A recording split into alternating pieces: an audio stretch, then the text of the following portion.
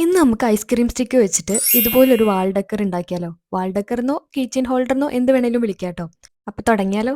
ആദ്യം കുറച്ച് ice cream stick ഇതുപോലെ നിരത്തി പരത്തി അങ്ങ് വെക്കുക. ഇത് ഓരോന്നും വെച്ച് ഒട്ടിക്കാനുള്ള മടി കാരണാട്ടോ ബാക്കിൽ ഇതുപോലെ 2 സ്റ്റിക്ക് വെച്ചിട്ട് ഒട്ടിച്ചു കൊടുക്കുന്നത്. ഒരു ഹൗസ് ആണല്ലോ നമ്മൾ ഉദ്ദേശിക്കുന്നത്. അപ്പൊ ഇനി 4 സ്റ്റിക്ക് വെച്ചിട്ട് ഇതുപോലെ റൂഫ് സെറ്റ് ആക്കി കൊടുക്കുക. ഇനി താഴെ ഇതുപോലെ 3 സ്റ്റിക്ക് ഒന്ന് ഒട്ടിച്ചു കൊടുക്കുക. നെക്സ്റ്റ് ആൻഡ് ബിഗ്ഗസ്റ്റ് ടാസ്ക് എന്ന് പറയുന്നത് ഒന്ന് മുറിച്ച് കളയുക എന്നുള്ളതാണ്. സിസേഴ്സിനെക്കാളും കുറച്ചുകൂടെ എളുപ്പം ഇതുപോലത്തെ ക്രാഫ്റ്റ് നൈഫ് യൂസ് ചെയ്യുന്നതാണ് കേട്ടോ. Note the point. അതും വെച്ച് കട്ട് ചെയ്ത് കൈയൊന്നും കേടെടുത്തരുത് ട്ടോ. ഇനി കുറച്ച് ഐസ്ക്രീം സ്റ്റിക്ക് ഈ ഒരു ഷേപ്പിൽ വെട്ടിയെടുത്തിട്ട് ഒട്ടിച്ചു കൊടുക്കുക. ഇപ്പൊ നമ്മുടെ കീ ചെയിൻ ഹോൾഡറിന്റെ ബേസ് ഒക്കെ സെറ്റായി. ഇനി നമുക്ക് ഇതൊന്ന് കളറൊക്കെ അടിച്ച് അലങ്കാരപ്പണികൾ ചെയ്യാം. റൂഫിന് പിങ്കും മെയിൻ പാർട്ടിന് ബ്ലൂ ആണ് അടിച്ചു കൊടുത്തേട്ടാ. ഈ 2 കളറും എൻ്റെ അടുത്ത് ഉണ്ടായിരുന്നില്ല. വൈറ്റിൽ റെഡും ബ്ലൂവും മിക്സ് ചെയ്ത് ഉണ്ടാക്കിയതാണ്.